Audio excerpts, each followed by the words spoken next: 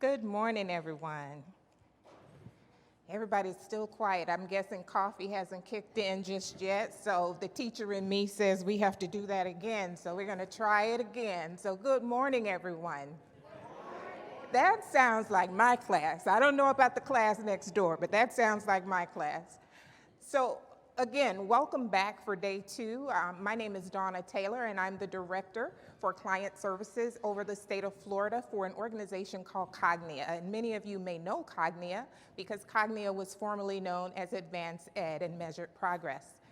Cognia's job is to really go into schools and look at the accreditation that we offer. Our institutions across the globe. We are a global accreditation agency that oversees schools all around the world. We say knowledge is opportunity, and we know schools because we're in schools, and we have a variety of services that we offer all of our institutions that work with us as a part of our network. I specifically work in school accreditation and certification. And so I work with schools to ensure that the standards they are aligning with very closely. Our vision here at Cognia is to impact and inspire education providers to advance and enable pathways for success for all learners. And so you're gonna hear me talk and emphasize all learners quite a bit throughout my presentation, because one of the things that we've been talking about in this track all throughout the day yesterday was making sure that we include. We've been talking about inclusivity. So you're going to hear me harp on that, all learners. That's really important. Our mission is to serve as a trusted partner in advancing learning. A little bit about me. I mentioned that I work for Cognia. Just to give you a little bit more context, I like to consider myself as an educational junkie, nerd, whatever you like to call me. I really enjoy finding out what works best for students. It's important to me that all of the work that we do in education is impacting the students and impacting them in a way that will have lifelong benefits for them. I am the proud mom of 2 adult children, and I would be remiss if I did not take this opportunity to say happy birthday to my daughter, Morgan. Today is her 23rd birthday, and so since we're on YouTube, I'm going to give her the best mom, I'm gonna give her the best birthday present. So if you all would say happy birthday, Morgan. And there you have it at a global level. I appreciate that.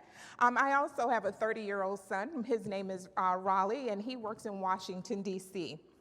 I graduated from Florida A&M University with my bachelor's degree in elementary education. And just to give you a little bit of background about that. So I come from a family of educators. My grandmother was an educator for 46 years. The entire time that I was a child, she told me that I was going to be a teacher. I decided that I was not going to become a teacher. I decided that I was going to be a hairdresser. And I decided I wanted to be a hairdresser because I wanted to make sure that my grandmother knew that I was not going to be a teacher. She had different plans for me. So every night when I'd spend the night at her house, I'd say to her, I'm going to be a hairdresser. And she'd say, sweetie, you can be whatever you want to be after you become a teacher. And so lo and behold, Grandma did not retire until I became a teacher. When I went to Florida A&M University, I decided that I would go ahead and honor her and become that teacher that she wanted me to be. But one of the things that she said to me that I'll never forget, and it has stuck with me my entire career, is that you must teach, you must work with, you must support the students who need you the most. And so with that, my grandmother retired after her 46th year of teaching, but she told her principal that she would not retire unless I took over her classroom. And so the principal did not interview me. She simply said, sign here, I need your grandmother out of my school. And so I've been teaching since 1994. I served in the Broward County Public Schools as a teacher. I then became a charter school leader, and I served as a charter school leader for over 13 years, serving institutions in both the state of Florida, South Carolina, North Carolina, the state of Delaware, Pennsylvania, and on and on. And so I've done a lot of work around what really works. And I made the transition into going to charter schools because I was allowed to be a little bit more innovative in working with students. And so when I began to look at innovation in what I was doing in education, I became really involved in an organization called the Thurgood Marshall College Fund, who had asked if I would look at some work in STEM. And so STEM became one of my greatest passions, one of the greatest bodies of work that I've ever worked in. And so when we look at how and why we have STEM and what is it all about, we're going to talk about it. Why STEM? And we're going to identify who are the underserved and underrepresented students in STEM. And then we're going to talk about a few strategies to engage all of the communities and why it's important to engage communities with STEM strategies. And what are the payoffs and the benefits? So we'll start out with why STEM. STEM is a curriculum based on the idea of educating students in 4 specific disciplines: science, technology, engineering, and math, in an interdisciplinary and applied approach. STEM allows students to be really, really engaged in learning. It allows all students to be a part of the educational process. It's very thoughtful, and it also allows students to gain knowledge and become better problem solvers. So when I looked at the work that we were doing with Thurgood Marshall College Fund, and I look back on, at that work, and I look at the work that I'm doing with Cognia now is beginning to take a very strong look at how we are ensuring that students have equitable access to all learning resources and instruction. And so when I look at the work that we did with Thurgood Marshall College Fund, just to give you a little bit of context around that. So the work at Thurgood Marshall College Fund with the STEM program was an out-of-school STEM program. It was a 4-year pilot program that was funded through the U.S. Army. The U.S. Army wanted to look at work that we were doing with engaging students who had little or no interest in STEM. They wanted us to go and identify students who were in the rural areas of Vicksburg, Mississippi, and they also wanted us to look at students who were in the urban context, Baltimore, Maryland. And so what they wanted us to do is to go and identify these students in their schools, work with their principals, and get them engaged in activities that would make them lifelong learners and lovers of STEM. The goal was to make sure that these students ultimately chose a career in STEM. When we ask why STEM, in the 21st century, scientific and technological innovations have become increasingly important as we face the benefits and challenges of both globalization and knowledge-based economy. When we look at all of the Fortune 500 companies and we look at our companies out in Silicon Valley, our Googles, our Microsofts, when we look at Apple, they're beginning to really, really make us take focus. And of course, this pandemic has taught us everything about why we need great researchers and why we need great technology and why we need to move very, very fast. And we have to have a talent pool in order to continue the work that we're doing. So we have to build that talent pool, and we have to build it with students or people who will be coming into the workforce in the next 5, 10, 15 years. In order to do that, we have to increase the number of students or the number of people that we're putting in that field by exposing them very, very early on. That's really important. To succeed in this newly information-based and highly technological society, all students need to develop their capabilities in STEM levels much beyond what was considered acceptable in the past. And I'm sure you would agree that this year, one of the things that we've learned with this pandemic is that time waits for no one. When we needed to find a vaccine, we did not have 2 years. We did not have 5 years. We needed it done immediately. And so we needed to make sure that all hands were on deck. Our country had to take the time to introduce people into fields and have them engage with work that they never thought they'd be doing before, and they had to do it very quickly. And so in order to do that, we have to make sure that we have a workforce that's ready and able to make sure that they can respond to a challenge when faced. Preparation for the future. We need to put students and teachers in the mindset to think creatively and persist through challenges. And this generation is a little bit of a different generation. My daughter says, please don't say stuff like that, Mom, because you're generalizing. But they are. They're what we call the microwave generation. They're used to everything now because everything is available so quickly and it's at their fingertips. They don't necessarily like to persist with challenges because they're accustomed to having things so quickly. But we have to teach students to be very, very patient and to be persistent and to work through challenges, because that's one of the key skills that they will need as they are working in our society. Defining underrepresented communities. So you heard me talk a little bit about the communities that I worked with in Vicksburg, Mississippi, and in Baltimore, Maryland. And so I mentioned to you that the Army wanted me specifically to work in the urban context and in the rural context. But when we talk about defining underrepresented communities, it may not mean exactly what you're looking for. And so when I think about some of the topics or some of the points that were made yesterday in our sessions, and we talked about what exactly are underrepresented communities, and we talked about how in some instances we have African American males that are over-identified in special education. Well, when we look at this chart and we're thinking about who the scientists, the engineers, and the mathematicians and the researchers are in STEM right now, these are numbers these are true numbers that we can look at. This is our chart to tell us exactly the work that we need to do and who we need to be doing the work with. So when we look at our STEM professionals right now, and this is at 2015, white men make up 49% of those jobs.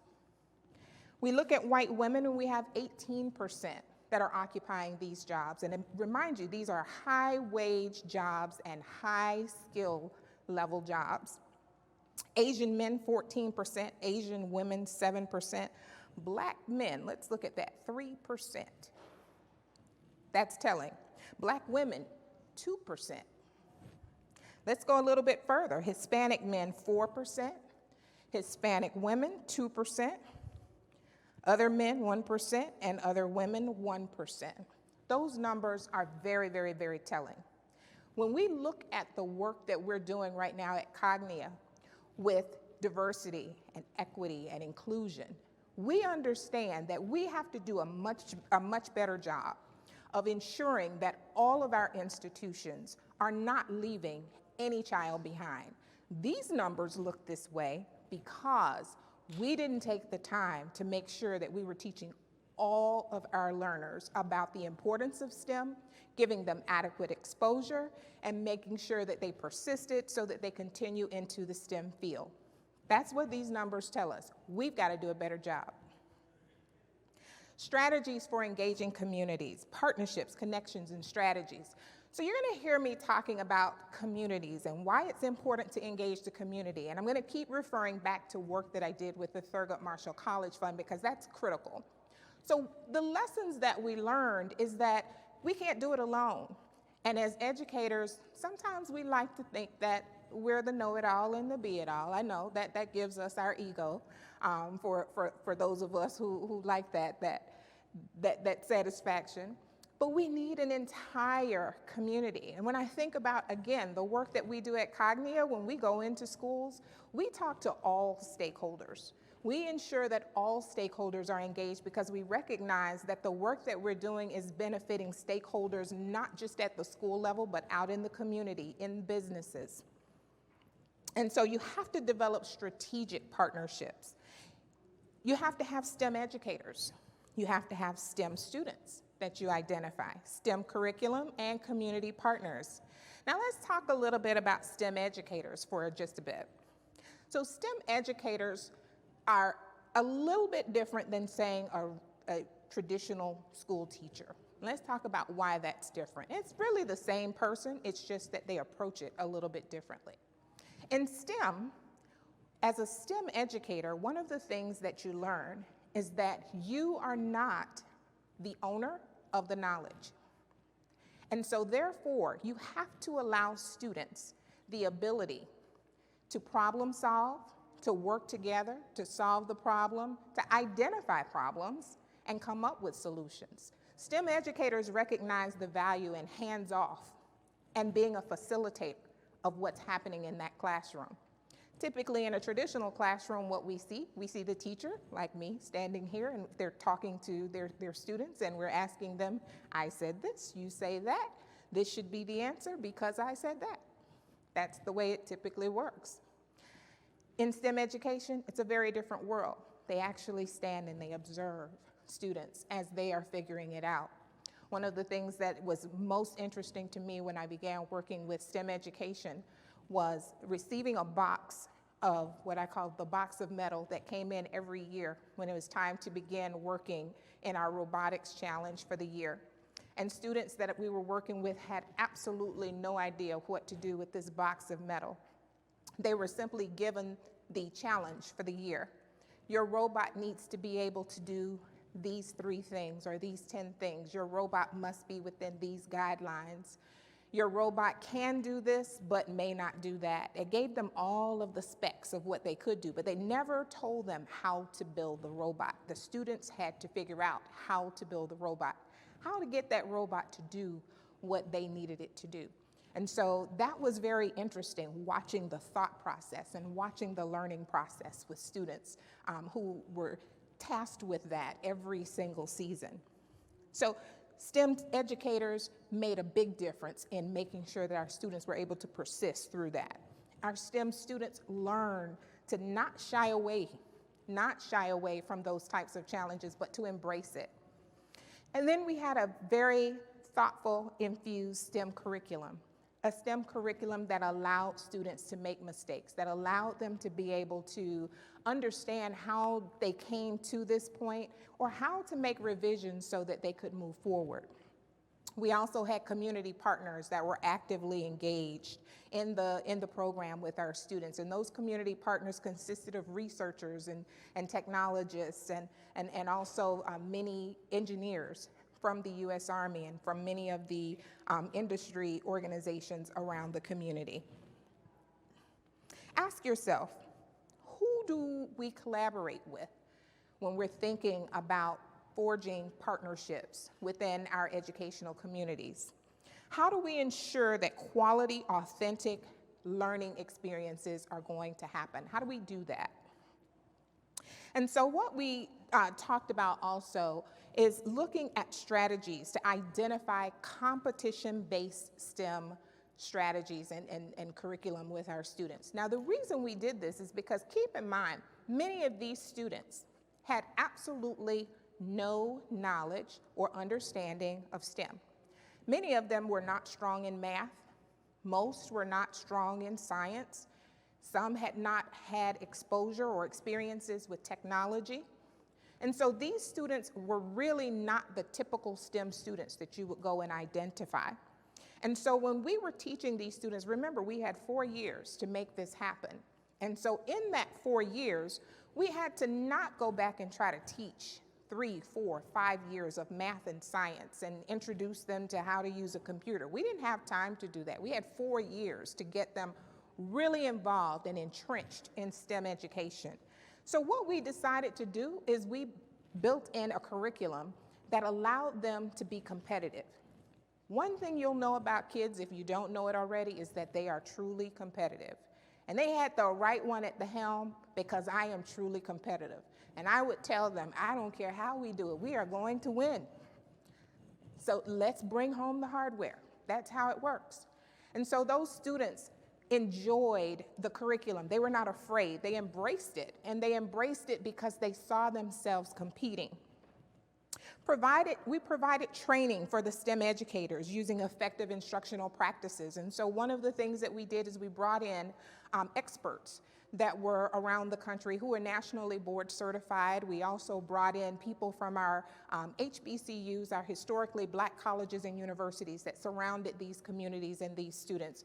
We brought them in order to help us to be very aware and be very cognizant of using the most recent research in working with students with STEM.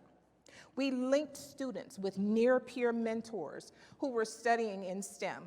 That's really important. Many of the students in underrepresented communities and underserved communities, many of them don't have the resources. They don't have tutors that are at home or nannies that can support them, or moms or dads who probably may not have a college degree, and some may not have gotten a high school diploma.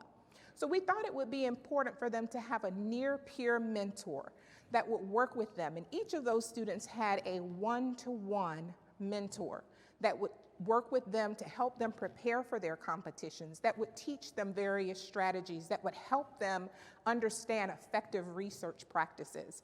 Students would share with them when they didn't have the required resources in order to be successful.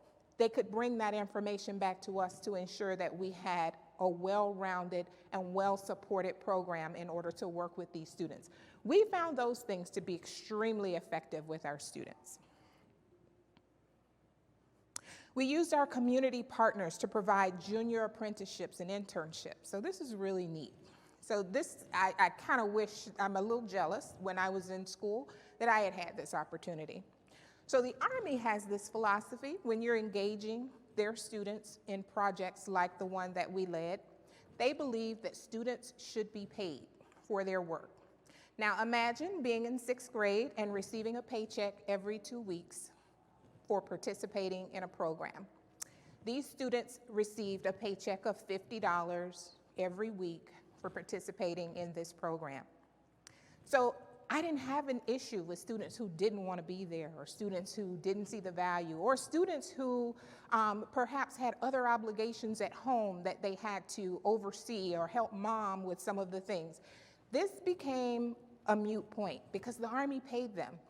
And the other thing that they did is during the summer, as I'm mentioning, they provided them with these junior internships, so they would pair them with researchers in the Army labs to show them what research was currently being conducted. And as I recall, one of the students that I went to visit, she was currently studying at that time the Zika virus. Everybody remember the Zika virus? She was studying where did that come from, and what types of resources did our soldiers need who were working in regions that were most heavily impacted with Zika? And she was helping the researcher identify what those researchers needed, and then she had a partner who was helping with an engineer, serving as an apprentice to an engineer, helping them to design uniforms and resources for those soldiers who were in regions that were heavily impacted by the Zika virus. Again, these are the students who had very little to no experience or knowledge of STEM. This is the work that they were doing. We linked our students with college university professors so that they could get a better understanding of adequate research. What is research? How do you do research? Many of our students today think that research is simply going to Google. That's what my niece Taylor tells me. My niece Taylor tells me, Auntie, anything you need to know, just Google it. That's what our generation believes, but we need them in STEM to best understand how to do adequate research, and that means understanding what that research process looks like. It means also embracing the fact that sometimes your research is not going to pass, it's going to fail, but that's a part of research. Students have to understand that, they have to know that's a part of the process, and they have to be okay with that. Opportunities to support. Again, we talked about those community partners. We talked about including them in the process. And we had many people that came in from a variety of places. We had the mayor of the city of Vicksburg that came in, and he wanted to be heavily involved in what was happening with the students. We had people that called us and said, can I be a judge for the competitions that are happening? You want to engage people throughout the community, because the reason that they're being engaged is not because they see the cute little kids that are doing such neat little things. They're looking at them because they recognize in the next 5 to 10 years, these students will be in their workforce. They will be in their places of business, and they need to know the skill sets that they have. They want to be there to encourage them on the sidelines as they're working through these challenges. And so you want to engage all of your stakeholders. So some of the things that they can do, I mentioned serving as a judge. We also had STEM career days. We had guest lecturers. We talked about research mentors, clubs and sponsors and donors. Let me tell you something about donors. Let's not sugarcoat any of that. So, STEM outreach, just so you know, in case no one ever told you, is highly expensive. It's really, really, really expensive. And so I talk with a lot of people who say, can you help us to set up a program like the one that you had? And I say, we were very, very blessed. We were very, very fortunate. We received this funding for 4 years from the U.S. Army, and the Army was very generous with us in that effort. They gave us $4.7 million to do this work. And when I tell you we used $4.7 million, we used $4.7 million. Not because we wasted it, but because the work is expensive. Because oftentimes the challenges change and you can't use those resources again because now you need new resources, and they're very, very costly. Because you also have to look at bringing in experts to support those students, and you have to sometimes pay those experts for that work. But it's a very, very costly thing, and so you want to make sure that you're able to have donors who are willing to support the work that you're doing ongoing. That's really important. We kept track of the levels of engagement that we had with our community partners. That was really important to the Army to know who is helping us to do this work, how are they engaged, and how often are they engaged. So we tracked it. We tracked it because we wanted to see where we could do better and where we were missing some of our community stakeholders. So we tracked it all. And understand that part of what we were doing was research for the Army. So we were doing the research, and we were putting in a system of continuous improvement. And so when we look back again at what Cognia does, Cognia is always invested in schools that understand the value of continuous improvement. Continuous improvement, we all have room to grow. Institutions always need to better themselves because our learners change, times change. And so when we're tracking and we're providing all of this documentation to the Army, what we're doing is we're telling them what works, what doesn't work, or what we need to do differently in order to make sure that it's more effective. So we did track, and it's important that you also track your community engagement. Questions when building a STEM partnership. And you want to, again, make sure that these are relationships that you're sustaining over time. So you want to be very strategic. You want to find out, is this equitable? Are all students engaged? Now, in our program, we had students that were male, female, black, white. We had students that were not as affluent as some of our other students, but all of our students had one thing in common, which was they had very little or no experience in STEM. But is this equitable? Are the resources that we're making available, and are the opportunities that we're making available for all of our scholars that participated in the program? Is it scalable, and is it sustainable? So you got to think about that when you embed a lot of the different practices and strategies. Is this something that is scalable and sustainable? Is it innovative? It's all about innovation. Nowadays, it is all about innovation. No one wants to see status quo, what we've been doing for the past 5 years, 10 years. If you've been doing it for the past 3 years, it's out of date. It needs to be innovative. That's where your investors will see the money. That's where they will see the importance of investing in your program. That's where you want your students to be. You want your students to be innovative because you want to keep them thinking creatively. You want to keep them engaged with what's happening in the real world. You want it to be STEM focused, obviously, and is it collaborative? So I'm going to talk a little bit about the collaborative effort. So I mentioned to you about our students in Vicksburg, Mississippi. Anybody in here ever been to Vicksburg, Mississippi? Probably one person. I have never in my life met anybody from Vicksburg, Mississippi, other than the people in Vicksburg, Mississippi. But Vicksburg, Mississippi is real. It's about 45 minutes outside of Jackson, Mississippi. And so what I'll tell you about that town is it's actually a very small community, but they are rich with STEM resources. They have one of the largest Army research bases right there in Vicksburg, Mississippi. And so one of the things that we learned very early on is that when our students wanted to participate in challenges or competitions, in order for them to be able to collaborate with other teams or learn from other professionals in the area, we would have to find creative ways for them to do so because they had a problem with getting to places. And that's one of the things that you'll learn in working with rural communities is that transportation is not so easy for them to get around and meet up with other students and other people that are doing the work that they're doing. And so we had to make sure that they had opportunities to collaborate. So we were doing Zoom with our students long before the pandemic came in. We were doing that back in 2015. It was important for our students to get to know not just people within their project, but people that were working in other STEM projects outside of our project so that they could learn from them, so that they could also continue their relationships with their near peer mentors, as well as any of the researchers that they might have been working with. STEM partnerships, again, definitely a part of continuous improvement because you always need to ensure that the partners that you're working with are able to contribute to the work that's being done because ultimately they will benefit. STEM partners understand how they fit into the curriculum. They know about and participate in the planning. Every year when we started our new process, we included our partners at the table. We included each one of them. So we had the mayor at the table.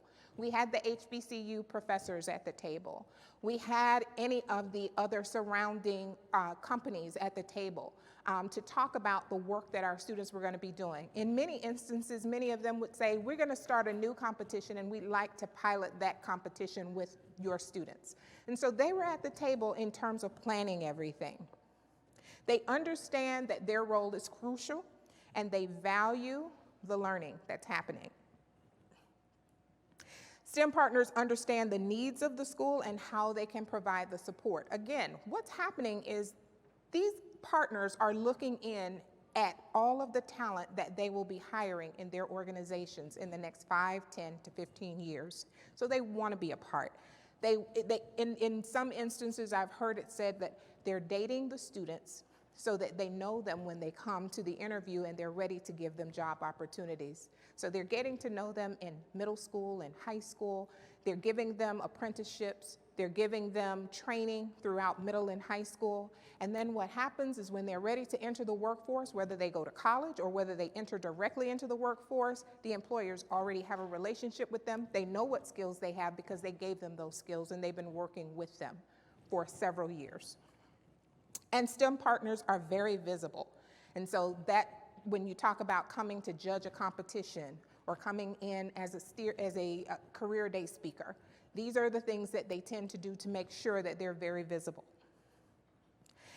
We've talked again about the importance of community connections, keeping abreast of STEM trends, facilitating mentorships and linking resources. All of these are very valuable connections that were all included in our program religiously. The payoffs and the benefits. The benefit is we are having creative and rigorous approaches to learning math and helping students develop these skills. So again, math skills for the students that I worked with, they weren't strong at the onset of our program. We had to find innovative ways in order to strengthen those skills. We did it through a competition-based curriculum. Top skills needed for future jobs: emotional intelligence, curiosity, creativity, adaptivity, resilience, and critical thinking. All of those are benefits to the student. The real world connections, again, we talk about the connections to the workforce.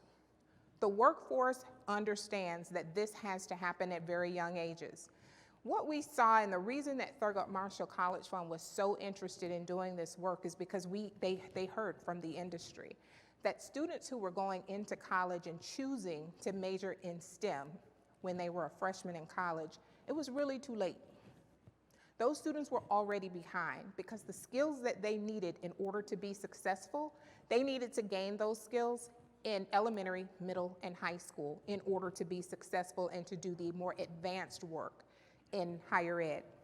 And so the workforce understands that, because what's happening is when they come into the workforce and they hire this engineer and they're paying them these six-figure salaries, but they don't necessarily have the basics to be successful, and they're not necessarily collaborative, and they don't have the basics to endure through different challenges. They're paying the price for it. So now that they recognize that, they want to be involved. They see the benefit. They understand the real world connection. For our students, we want to make sure that they understand that there's a real world connection for them. We want them to enjoy it. We want to make sure that they have the skills, and we ultimately want them to have the ability to have jobs that are high wage in high demand fields. Benefits of a quality STEM program: problem and project-based focuses on processes, interacting with STEM practitioners and experiences as extensions, and collaboration from all disciplines of technology, engineering, and parts of the core program. So the interesting thing is that when I started the program, the first thing that everyone talked to me about was robotics, and how students needed to learn to code. And so there were certain things that many people thought were specific to just STEM. But what I learned from some of our students is there were other aspects of STEM that they really wanted to learn. I tell this story to people about a young lady that was in my program. I had been really working hard to get her to become a part of the program. And she said, you know, I really like the program and I love the $50 that you're paying me every week. But Miss Taylor, I just have to tell you, I do not want to be in STEM. I am going to be a lawyer. In fact, I want to be a patent attorney. Said, well, dear, guess what patent attorneys do? They work with those engineers developing all of those great products. They're the ones that make sure that no one else steals their ideas. So guess what you want to do? You actually do want to work in STEM. The reality is most of what we're doing in our world today is STEM. Whether we know it or not, it's STEM. And so we have to help students to make those real world connections and understand how they are going to benefit for the choices that they make in their career. 87% of employers agree that they are somewhat or much more likely to consider a graduate as a job candidate if he or she completed a senior project. 89% of students agreed that doing an applied learning project would increase the likelihood of them being hired. Interesting, we just talked about that. The employer wants to get to know their talent before they ever come to the interview. They want to know them while they're preparing for that interview. And our wrap up for today, and here are some takeaways. STEM outreach is the best way to foster lifelong STEM interests. STEM outreach should include real life connections, and STEM educators play a critical role in supporting students. Benefits for students, communities, and workforce are endless. And so education is a matter of building bridges. We talked about the importance of including a community that is supportive of the work that we're doing. We talked about the continuous improvement portions of the work that we do. We also talked about the importance of making sure that learning is equitable. We also talked about making it inclusive. And if you have any additional questions, I will be around to answer any of those questions. Thank you so much for your attention.